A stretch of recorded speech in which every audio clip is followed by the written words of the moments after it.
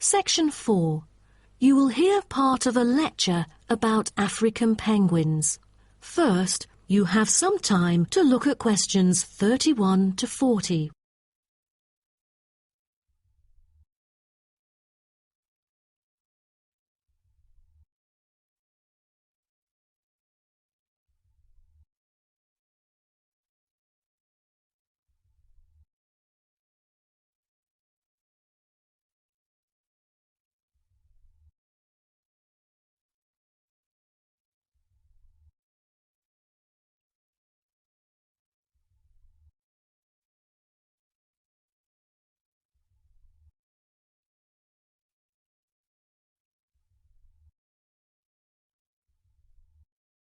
Now, listen carefully and answer questions 31 to 40.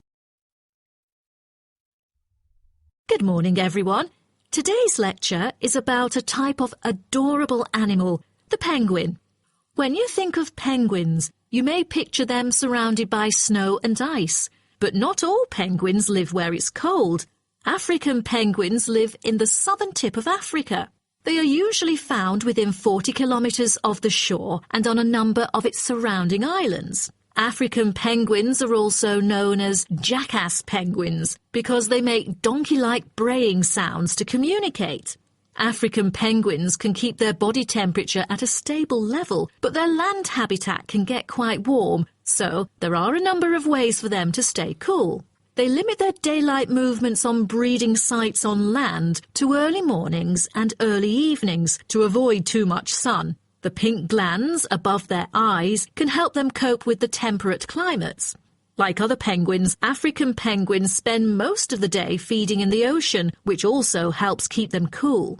Being a type of small to medium-sized penguin species, African penguins average about 60 centimetres tall and weigh up to 3.6 kilograms. They have a black stripe and a pattern of unique black spots on their chest. Males are larger than females and have larger beaks. Even though they are categorized as birds, African penguins aren't able to fly because of their heavy bones. Their wings are more like flippers that make them particularly suited for life in the water. When they're on land, their flippers and their tails help them keep their balance and walk upright.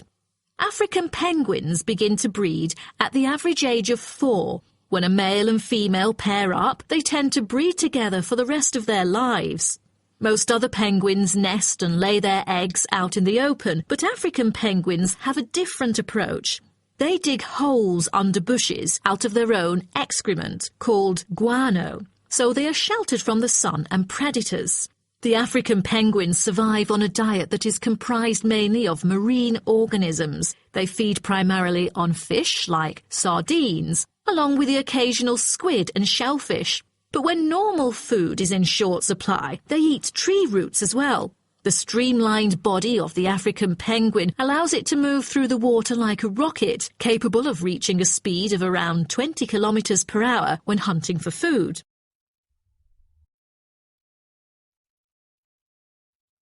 The African penguin's smaller size means that it has many predators both in the water and also on dry land. Their natural predators at sea include seals and sharks. The biggest threat to them on land is not just towards the adult penguins. The penguin chicks are sometimes taken by seagulls into the air and dropped from above. The seagulls could thus feed on them. At risk from predators, young penguins are protected for about 40 days after hatching by both parents. They will leave the colony when they are between 3 to 5 months old and will return a few years later. The entire surface of their body is densely covered with feathers, which fall off during the winter. This process is called molting and takes about 3 weeks to complete.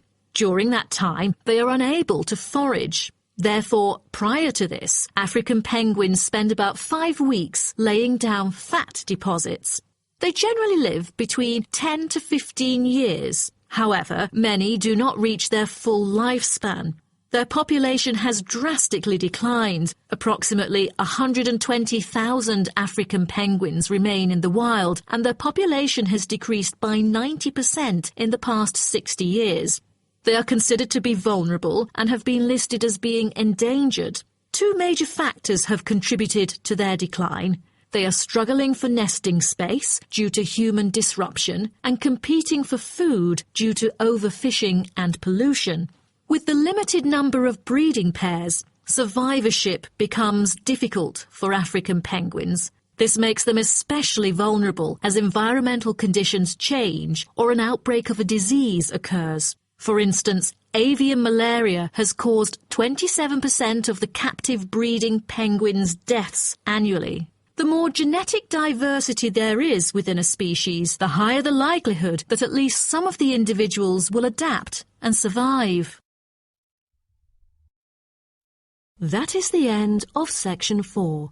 You now have half a minute to check your answers.